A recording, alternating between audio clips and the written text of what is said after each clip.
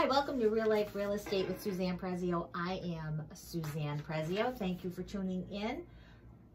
Today, my industry expert is Alex Lieb. He is with Distributed Generation Associates, which is a solar company. Alex, thanks for coming out today. It's absolutely my pleasure. You have to speak up a little bit. Yes, ma'am. Never thought I'd say that to you. Alex and I have known each other for quite a while, so I'll try not to be too silly today. Alex, solar. Explain to me like I'm 5, because I grew up in a house where, my Mr. Prezio worked for National Grid, so this is, I don't know the first thing about it. So you might have to over-explain, but please do. To our listeners, if you have any questions for Alex, 518-577-6571. You can always call me, text me, or go to SuzannePrezio.com and click on email me and you can send your questions. So let's start out with the easy stuff. What's your background, your education? So I went to Cornell University a few years ago, 1980 or so.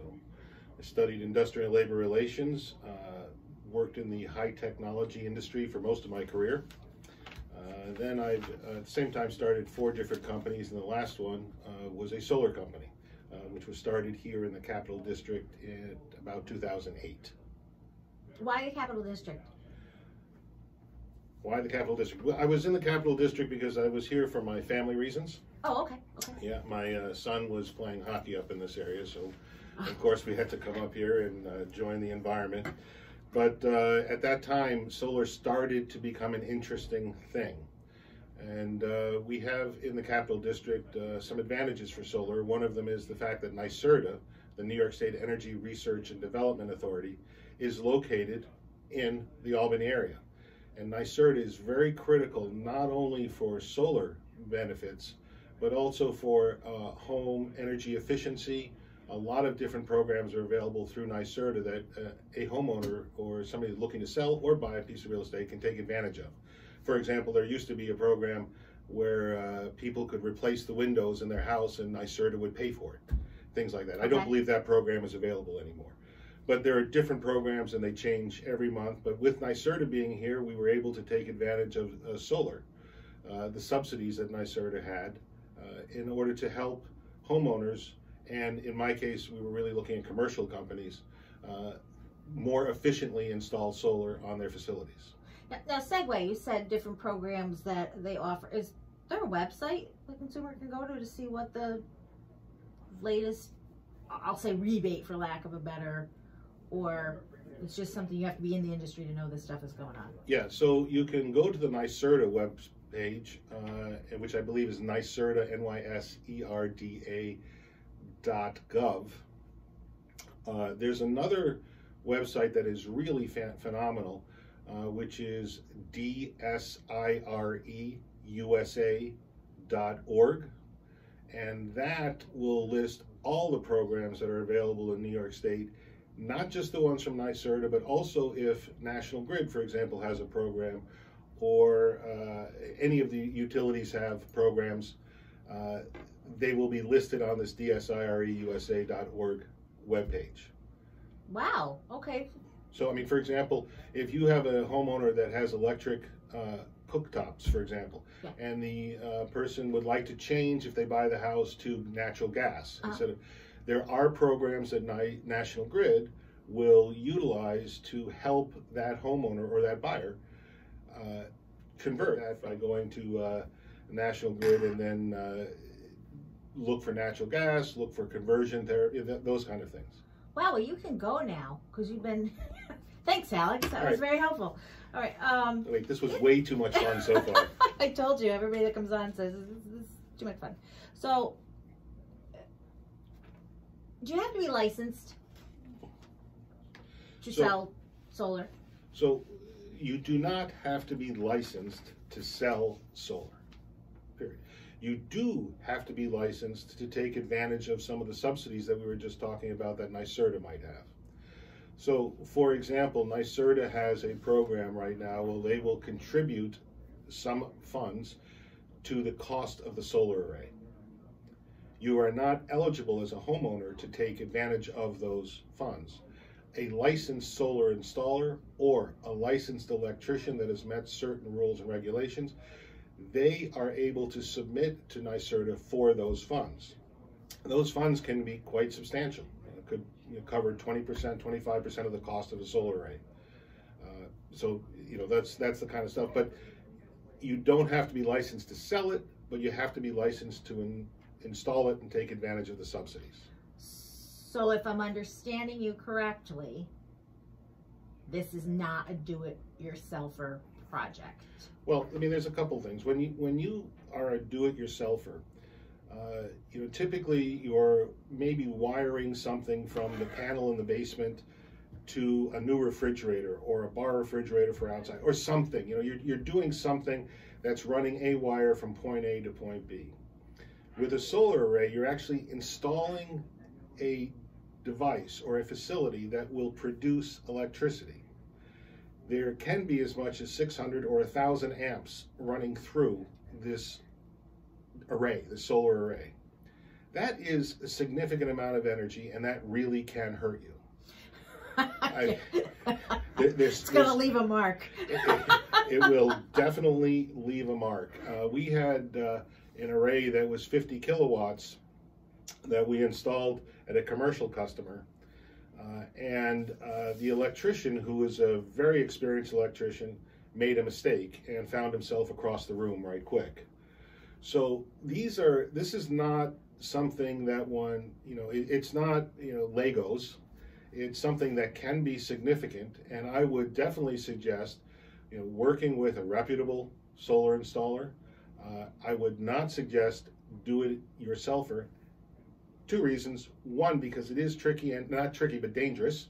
But 2, you don't get the subsidies unless you use a licensed installer. Okay, that makes sense. Right? That makes sense. It's kind of like when people don't use a licensed home inspector. They have a friend who does construction, and then there's an issue. We can't bring that up because it's not a licensed expert. Touching on you advising about using somebody reputable, somebody licensed, someone who has longevity in the industry, what can the consumer do to protect themselves?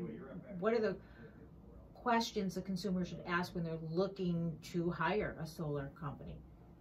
Well, one should ask, how long have you been in business? That's, of course, a critical question. The second and most important question is, how many megawatts have you installed? We're not going to get into that yet because we're going to take a break in a couple of minutes, and okay. I know you're stealing my question. Okay, well, I'm sorry to steal your question, but I would like to say that it's going to be a science lesson in a minute. That's a description of how many arrays they have installed. The megawatt would define that a little bit. So the bigger the number, the more they've installed, and we can go into that a little bit later. Having said that, those are the 2 primary things. And then you should be able to call some of their customers and say, hey, were you happy with the job? Were you happy with what they did? And as affiliated with that, I'm sure you're going to ask me sooner or later, do they always produce what they say they're going to produce? That is one of my questions. Exactly. So that is a question that your customer, or that your client should ask the solar company, and should ask other people that were customers of the solar company. Did they do what they said they were going to do? Mm-hmm. These are very straightforward, very easy to answer questions. It's the same question you would ask any professional doing anything. If you had a contractor coming in, plumber, electrician, anybody comes in, you're going to ask those kind of questions to just be aware of who you're dealing with. Plus warranty, what the warranties are, right? Yes. That's. I hope we're going to go into that question a little bit more later. We are. Actually, let's take a break so we can get into. I'd love to leave you with cliffhangers. I'll tell you when we get back what we're going to get into. But right now, you are listening to Talk WWSC 93.1 FM AM 1450. Our guest today is Alex Lieb with Distributed Generation Associates. We're talking about solar power. Be right back. Ready? All right, we're back with Real Life Real Estate with Suzanne Prezio. Today's industry expert, Alexander Lieb with Distributed Generation Associates. We're talking about solar energy, and I preface this by asking Alex to explain this to me like I'm 5, because this is completely foreign to me. So Alex, how's this for the question of the century? In 100 words or less. How does it work? Suzanne, I've never been able to define anything in 100 words or less. So no, not even like, what time are you meeting me? Okay. Exactly. So solar works in the following way. You have a source of energy. And in this case, we're talking about solar energy. So the source of energy is the sun. And the sun has rays. And these rays are literally bolts of energy. And they come down and they hit the earth. So during the summer, we know it's warm outside, and during the winter, we know it's cold outside. That's, talking about the distance from the sun. So in the summer, we're closer to the sun, and in the winter, we're farther away from the sun, and that's why you have a temperature change. But we use that same energy in solar. You have a panel that you put on your roof. Now, this panel has negatively charged electrons and positively charged electrons. What happens is the sun comes down and excites these electrons. Same way the sun comes down and makes the summer warmer. So nothing changes, it's the same thing. It just comes down, and now you have a panel where the electrons have been excited. Similar to, if you want to think about it, like boiling water. You put water on a stove, you turn on the energy, turn on the sun, and the water boils. This is the same kind of thing. Now what happens? Well, you have positive and negative electrons, they intermingle and they start to flow. They start to move in a given direction. And there's a number of reasons for that, but you promised me 5-year-old explanations. Yes. So let's keep it there, but it'll start to flow. And that flow is, in fact, electricity. So a couple of things we have to note right away is that the sun is the constant source, so we can't do anything to improve the sun. So I'm going to jump in here. What happens when you have a bunch of cloudy days when there is no sun? I mean, you still have electricity in the house that you can use. So let me just finish the other one first, because we'll get to. Because that was a good question. That's a great question. Yes. But here, so we have this. We now have the array, the solar array, producing electricity. Now, as during the summer, it's warmer outside. We will, the sun, you have more sun, so you're producing more electricity. But it is not necessarily true that in an hour you will produce more electricity. For example, during the summer, if you have an hour, 12 p.m. to 1 p.m., mm-hmm. and it's a clear sunshiny day, but it's 90 degrees out. Yeah. And you compare that to in the winter where it's 0 degrees out, 12 to 1, clear sunshiny day, you will actually produce more energy in the winter than you will in the summer in that given hour. Why? Because when you have the same amount of energy, remember the sun has always got the same amount of energy. We can't turn that up or turn that down. When it impacts something cold, the change is more dramatic, so you get more output. When it impacts something warm, because the sun is already warm, you're going to have a little bit less reaction. Huh. The difference is during the summer, remember it starts getting sunlight, it's daylight at 6 a.m. and the sun goes down at 8. And in the winter, it's 9 o'clock before the sun is really up, and it goes down at 4. So we have fewer hours during the winter, but in any given hour, we will actually produce more in the winter. Now, when you ask me about output, production, and the fact that we're going to be running stuff at night when there is no solar, no sun to produce energy, mm-hmm. what you have to do is you have to size your system, and you have to size it appropriately. And this is what your licensed installer can help you do. Okay. You have your electric bill, and on your electric bill, and I'm sorry, but I'm going to go back to one of those conversations you said we'd have a little bit later regarding megawatts. Yeah. Okay, a megawatt is a unit of measure. Okay. And a smaller unit of measure is a kilowatt. I was going to say that. Okay. Right? Right. There you go. So if you think about it, a megawatt could be 100 gallons of gas, and a kilowatt could be a gallon of gas. Actually, it's 1,000 and 100 and 1. So a watt is 1, a kilowatt is 1,000, and a megawatt is 1,000,000 kilowatts. Okay? Million watts, excuse me. I'm going to need a chart pretty soon, but no, okay. That's it. Okay. That's it. Now, that watt or that kilowatt will produce so much. Okay? Okay. You're saying that you have a production capacity of a kilowatt. Mm-hmm. But remember, that is now. Right now, it'll produce a kilowatt. But you have 365 days. So how much does it produce right now over those 365 days? Mm-hmm. So your licensed installer will be able to say, oh, if you have a kilowatt, it will produce so many kilowatt hours over the year. So rough numbers, if you have if you have a 1 kilowatt array or 1,000 watts, that'll probably produce 1.2, 1.3 kilowatt hours. So 1,300 kilowatt hours. Now, how much is that? When you have your electric bill, you can look on your electric bill, well, there'll be a line, the number of kilowatt hours used. It's represented by a K large WH, so kilowatt hour. And a typical house will use somewhere between 4,000 and 6,000 kilowatt hours a month, excuse me. You don't know, I can't answer the question, how many kilowatt hours would a house use? For example, you might have 1 TV, the next house might have 3 TVs, a computer, 2 refrigerators, electric stove, the other person might have a gas stove. So your installer will be able to help you figure out what size array, and they'll look on your utility bill and it'll be measured in kilowatt hours, how many you use per month. Yeah. And this may be a silly question. Does that determine how many panels? Exactly. Okay. So if you want to put up a 1 kilowatt array and you're using 250 watt panels, you would need 4 250 watt panels to make 1 kilowatt array. 4 times 250 is 1,000. Alex. I know. Say it. So, but the interesting thing now is I just told you that a 1 kilowatt array will probably produce 1.2 to 1.3 kilowatt hours, 1,300 kilowatt hours per year.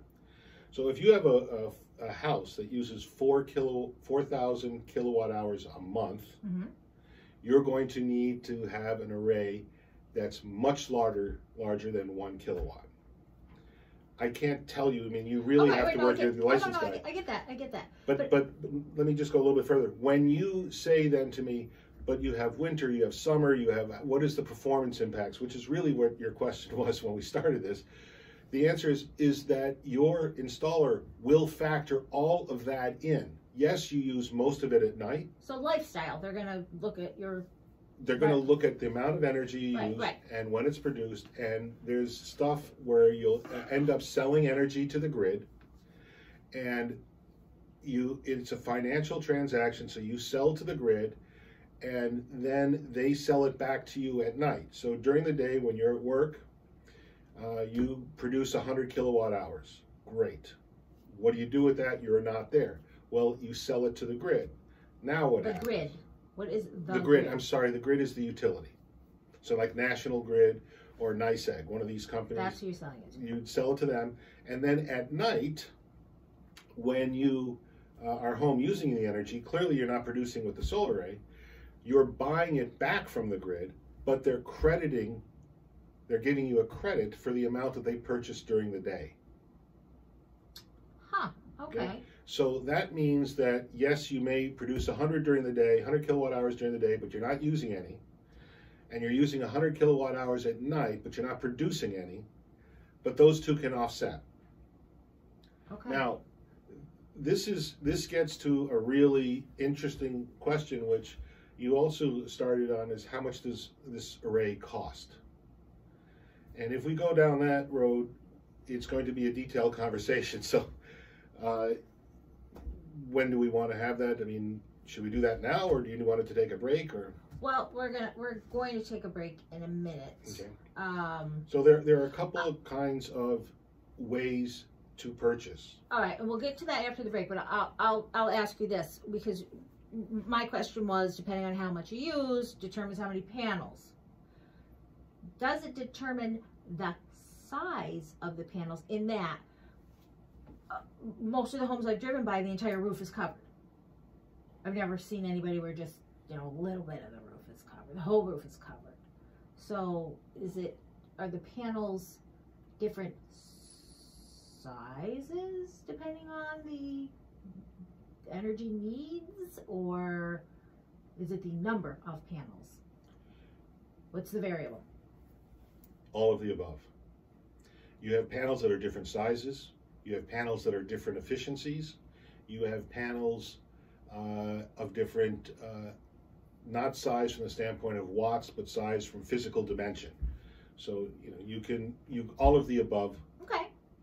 Measure up. So once again, your installer is going to look, your licensed installer is going to look at your utility bill. That's the critical document he needs. Okay, so you need a seasoned, knowledgeable pro to do this.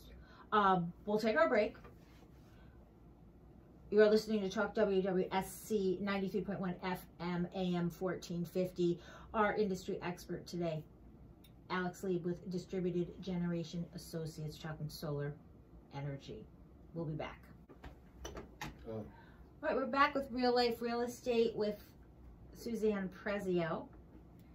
Our guest today, Alex Lieb with Distributed Generation Associates, talking solar panel energy. Alex, what's this cost?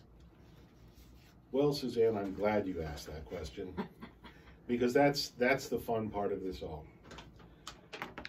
You asked me earlier about do-it-yourselfers, DIYs, right? And if one does that, you're looking at some costs that could exceed $2, maybe $3 a watt. But most people don't want to do that. Most people want to have their licensed installer take care of the installation of the array for them. So before I answer the question, how much does it cost? I would like to answer the following question: how do I purchase this? So there are two ways right now that most people are using to purchase solar power.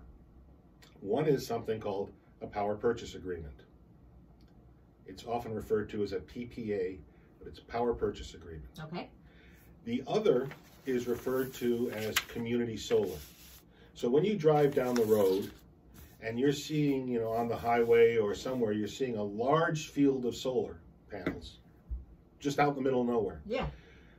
That is most likely a community solar application. So what is community solar? Community solar means an installer went out and installed a large solar array somewhere. Could be in the middle of the field, out in that farm, 10 minutes away from your house. And what they do is they sell you a portion of the benefit that array is generating. So at that moment, you have no solar on your facility, on your home at all. But what you're doing is you've committed to, and you have a contract that's tied to your house for a portion of the production for that array that is out in the farm 10 minutes away from your home. Now, the way the benefit for the community solar is applied, or the way the customer receives the benefit, is assuming, for the just conversation, these numbers are not correct, but just assuming for the sake of just conversation, that you as a customer are paying 10 cents a kilowatt hour for the energy you receive at home, period. You know that because you've looked at your bill and you've seen the line item for kilowatt hours. So you know that you're paying 10 cents. Now, if you had that solar array on your roof, we discussed earlier that if it was producing during the day, it would be sold to the grid because you're not home consuming the energy. It would be Right. sold to the utility. I'm sorry, I often use the term utility and grid interchangeably. They are not the same thing, but for the sake of this conversation, please let's assume that they are. Noted. Okay, so you sell it to the grid during the day, and at night you buy it back. So now let's take this community solar approach where they have this field of solar 10 minutes away from your house out on that farm. They are always selling to the grid, and they're selling at a price. Okay. Okay, and that price could be 10 cents. Now, you are buying from them the fact that they've sold at 10 cents to the grid. So remember there's a credit here. The grid is issuing you a credit for 10 cents. What they're doing is they're charging you 7.5 cents or 25% savings for that credit. I understand this is a little complex, but that's really how it works. They're selling to the grid, and you're buying the credit that the grid is issuing. You're buying that from the community solar person. I get it. Okay? Now, that 25% is your benefit. Okay? Mm-hmm. So, you're paying 10 cents. You're buying that credit for 7.5 cents. That credit is worth 10 cents because that's what the grid paid them for it. Yes. So you're saving 25%. How much was the cost of that solar array that you're now using? You don't care. You had nothing to do with the installation of that solar array. That is that array out in the field 10 minutes away from you. So there's absolutely no cost to you for the installation of that solar array. So the next question, of course, is, well, before we go to the next question, there is therefore no maintenance. You don't have to worry about maintenance. There is no warranty. You don't have to worry about warranty. The company that owns the solar array is responsible for all of those items. You don't care. You have a contract with that company to buy a set amount of kilowatt hours at a price equal to 25% lower than the current market price. I'm saying 25%. It depends on which solar company you work with. It could be 10%, it could be 30%, it could be any number. 25% is not an unusual number. But at that point in time, you don't own anything. You have no liability for the array. You don't have to house it. The only liability you have is you signed a contract to purchase energy for a year. And you have to purchase that energy for a year. Typically, the contracts are a little bit longer, 5 years, 10 years. They can be as long as 20 years. Oh, wow. So when you're selling your home, it may be that this person has a contract to buy energy from that array out in the farm, 10 minutes away. Yep. Okay. You as the homeowner will have to assume the responsibility of that contract. And that contract, whatever the duration of that contract is your obligation. Since there's nothing on your house, no maintenance, no warranty, it could be considered to the homeowner or to the buyer a benefit because you're using clean energy and you should be saving some money by doing this. So can you sell the contract to the new owner? It should be directly transferable, and this is something I would check with my attorney on, but it should be, it goes with the key item is the meter. So that meter, the responsibility for that meter and the community solar agreement would transfer to the new owner as a matter of course, but that is something your attorney definitely will have to look at. It's not complex, it's not tricky, it's not energy law, it's just, hey, is it transferable? And it's pretty straightforward. Okay. The other type, though, let's go back, is this something called a power purchase agreement, which we began to discuss. So now, what is a power purchase agreement? A power purchase agreement is a document you sign where you commit to buy the energy. Same thing as community solar, except the difference here is that a power purchase agreement means that my licensed installer installed it on my property, typically.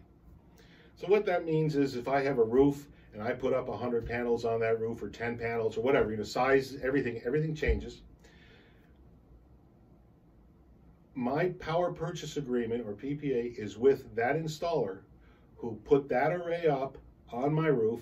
He financed it, so I'm committing to buy the energy from him at a given rate. And that rate should also see some savings, similar to community solar. I believe that is the better way to go. However, many people don't like it because it makes the house look different. It has a solar array on the house. Some people don't think that looks good. Right. I think it's better that way because you save more money. Having said that, when you sell the house now, you have to transfer that power purchase agreement. Same thing, your lawyer should be able to do this quite simply. And there's a contract where that you can review that says this is how much energy this array is going to deliver. It's very, very straightforward, very, very easy. Once again, you use a licensed installer. If you don't use a high quality licensed installer and you're having something put on your roof, bad things can happen to your roof.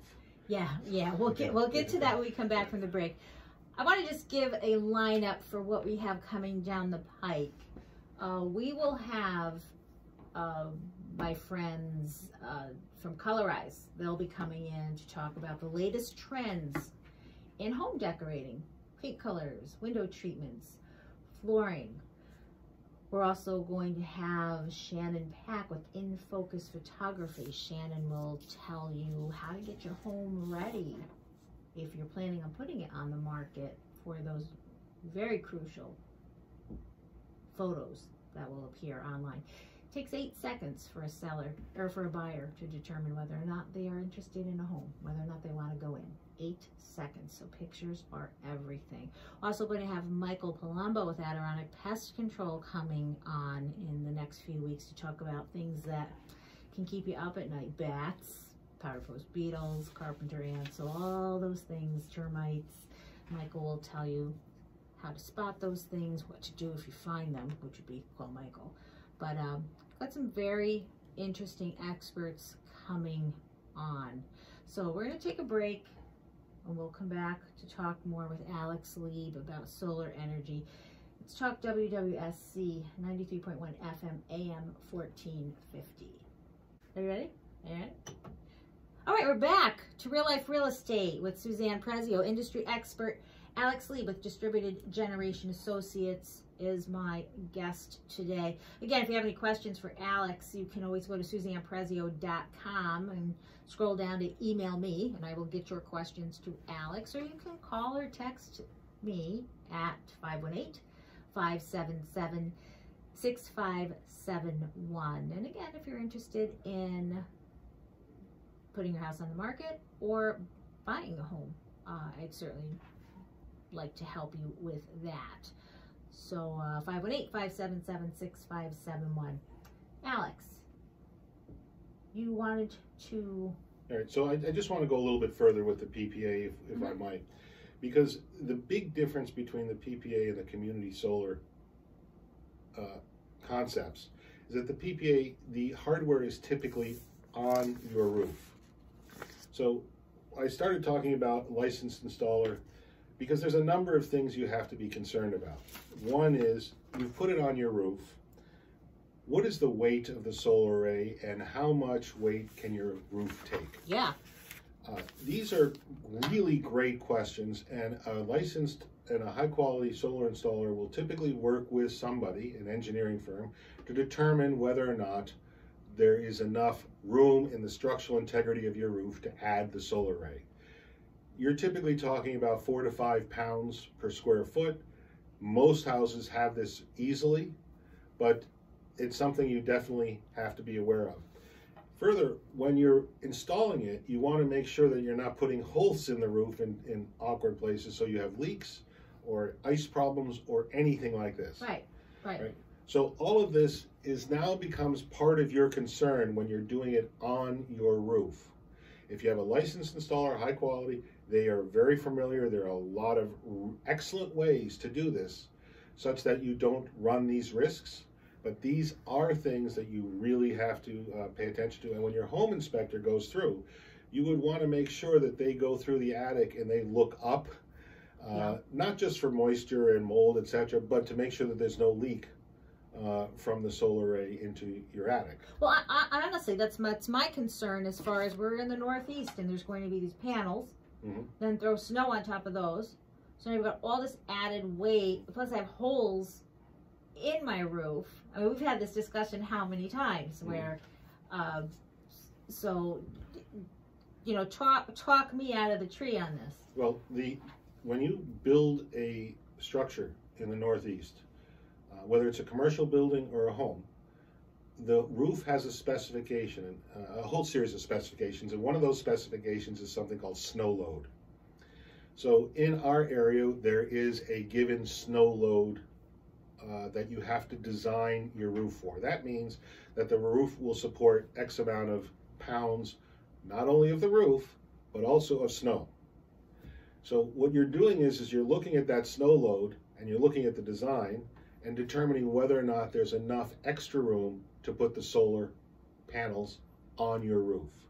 This is not complex, this is simple, and a licensed installer most often should be able to handle that. Have you ever seen a property where you've said, you know what, you can't have them?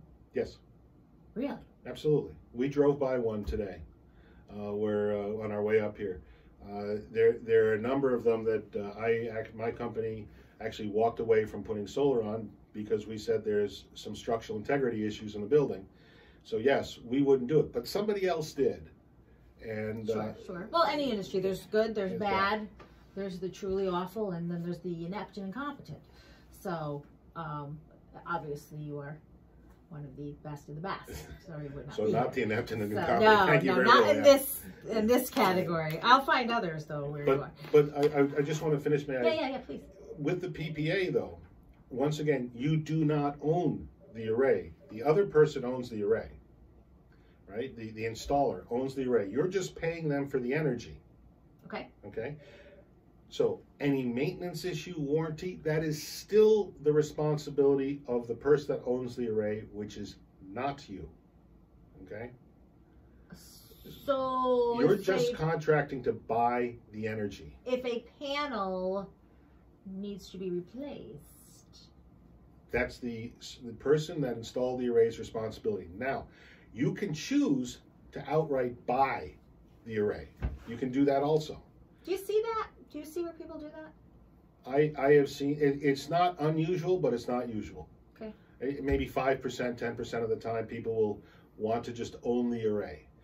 Now, the reason why people want to do that is all has to do with taxes. When you install a solar array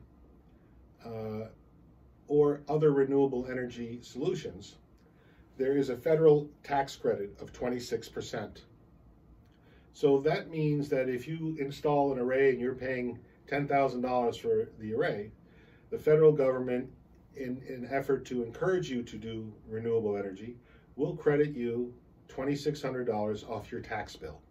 It's not depreciation and it's not an expense. That investment tax credit is equal to cash for all practical purposes.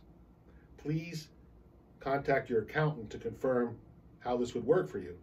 But it is a very attractive way, particularly if you have a higher tax bill, to get money back. Okay. So people may want to put their own up. But in that case, they now have warranty responsibility, maintenance, because they own it. Everything is theirs. Gotcha. And at that point in time, they would want to understand the type of equipment they're using. Equipment that they're using should last for a minimum of 20 years. Typically nowadays, it's 25 years. So it's not a short-term thing. That was one of my questions, how long the panels themselves last. I have here, how long does a charge last? I don't know what that means, how long a charge lasts. As, you know, like I had asked before, if we have several days of no sun. Yeah. So when you're licensed installer, when the guy you're working with tells you that I'm going to install this array on my roof, on your roof, or community solar, or however you do it, we are expecting that you are going to get 5,000 kilowatt hours, whatever the number is, you know, X amount of kilowatt hours per year. That will factor in that you're going to have days of clouds, you're going to have days of rain, you're going to have days of snow, you're going to have snow on the panels. That number is all inclusive. They're assuming that. So we're going to take our last break, but when we come back, my question for you is going to be, what happens when the consumer does not get the output of energy that they thought they were going to get, when the house is, I'll say in layman's terms, underpowered, underenergized? So I'll give you a minute to think about your response to that. We're going to take our last break.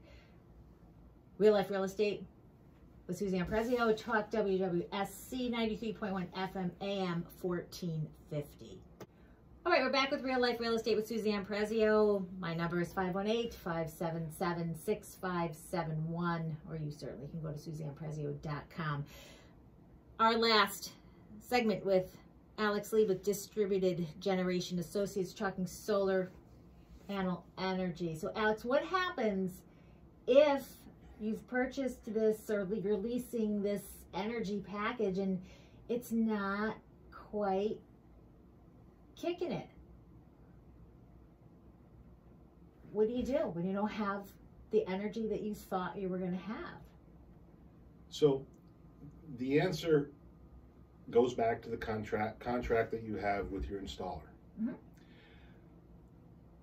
If you have a contract that says this solar array is going to produce 10,000 kilowatt hours, and you're committing to buy those 10,000 kilowatt hours, the solar array has to deliver them to you. If the solar array doesn't deliver them, you can't buy them. It's not like your house isn't going to need the energy. Your house will still need the energy, which it will buy from the utility or the grid, right? But the contract with your installer says, okay, I'm going to pay 10 cents per kilowatt hour and I want to buy 10,000 kilowatt hours. If they don't deliver it, you can't buy it. Mm-hmm. Okay. There are other contracts that say, regardless of whatever, you're going to pay $250 a month. Well, those you could end up upside down in, and you could end up upside down in a couple ways. The array may not produce as much. We may have more snow than normal. Another way it may not produce as much is over time, you know, the array may become less efficient.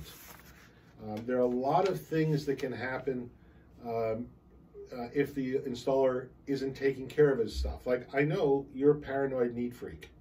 So when you decide to clean something, that's harsh. Go ahead. Go when on. you clean something, Yes. you use a toothbrush. I do. Right? Now, you're not going to clean the solar panels because you're not going to go up on the roof and clean them. Yeah, even if Rob Lowe is on the roof, I'm not going on the roof. Exactly. However, I do want to point out that to a certain extent, solar panels can be considered self-cleaning. For example, when it rains, it's going to rain on the solar panel. Yeah. And that's going to have some effect of cleaning. It's not going to have a soap and water effect, but it will have some effect. Mm-hmm. When there's snow on it, the snow melts, they'll have a cleaning effect. The performance degradation of a solar array is about 0.5% per year. Okay. The industry standard number that people tend to use for calculations should be 2%. Your installer should be using the right numbers, and they know what they are, and you can push on those. Suzanne will be very happy to get a hold of me, and I can help you figure that out. Having said all that, if you have a fixed contract, you have a couple risks. One is that the weather doesn't support the production of however many kilowatt hours you commit to. Okay. You've got a fixed price, so you have to pay that regardless, but if you're not getting the energy, what's the point? Right. The other thing that can happen is energy prices can change. For example, you could, if in 2012, I believe, we were paying in this area something like 12 cents a kilowatt hour for electricity. Now we're paying less than 4. Wow. I would have hated to have been in a situation. Right, locked into that. 12 cents. Now, if you're on a community solar or on a PPA where you're talking a percentage savings, then it's off the current residential price. That current residential price can always be seen on the utilities website under an SC1 or residential tariff. So you can say, oh look, my price should be 4 cents. I'm supposed to be paying 25% less than that, so it's 4 cents, so I should be paying 3 cents a kilowatt hour. Huh. Okay? Okay. So that's when you're committing to a percentage off, that'll float. When you're committing to a fixed price, you can get in trouble. On the other hand, right now, for example, if you were looking at natural gas, you may say, look, I want to sign up for a long-term natural gas contract. Natural gas is at the lowest it's been for the last 10 years. It is incredibly cheap right now. Maybe you want to go to your third-party supplier and consider signing up to a long-term agreement for natural gas. Some people think it's going to go back up. Some people think it's going to go down further. It's a gamble, but this is something, once again, your solar installer can help you with, or your energy specialist can help you with from a third-party natural gas solution.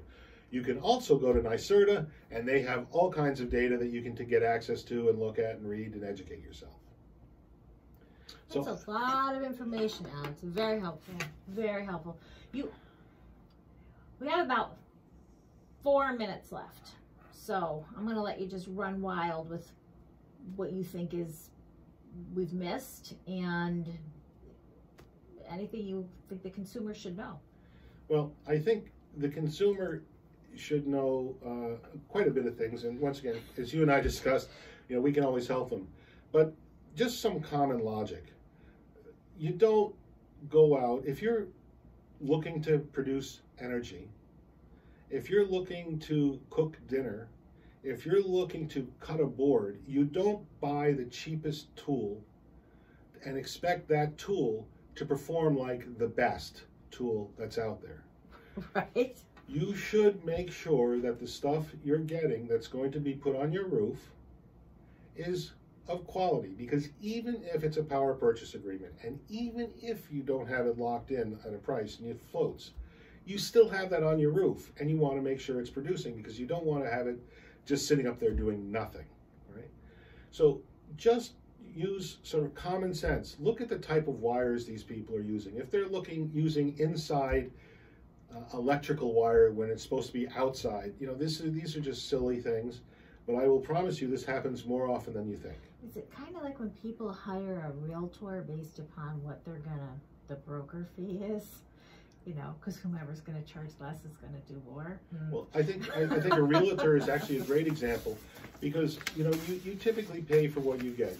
When you pay an attorney more money, you're typically getting a better attorney. When you're paying an accountant more money, you're typically getting a better accountant, and you're expecting a result, right?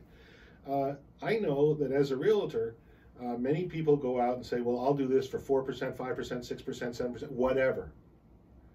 I would never choose the cheapest, because I know that person is not going to go out and work for me like a really competent real estate agent would.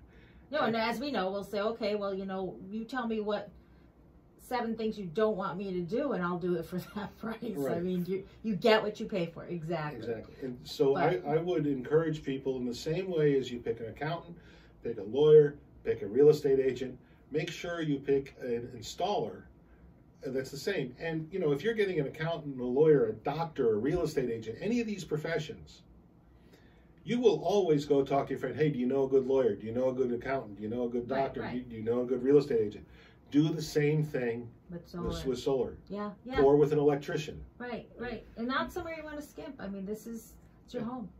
Alex, thank you so much for coming out today. And I know you're trying to recover from a recent injury, so I do appreciate you coming all the way out here. A wealth of knowledge. Thank you. If you have questions for Alex, again, 518-577-6571. You can call me, you can text me, you can go to SuzannePrezio.com, and I will get your energy questions, your solar questions, to Alex Lieb with Distributed Generation Associates. We'll talk next week. Talk WWSC 93.1 FM AM 1450.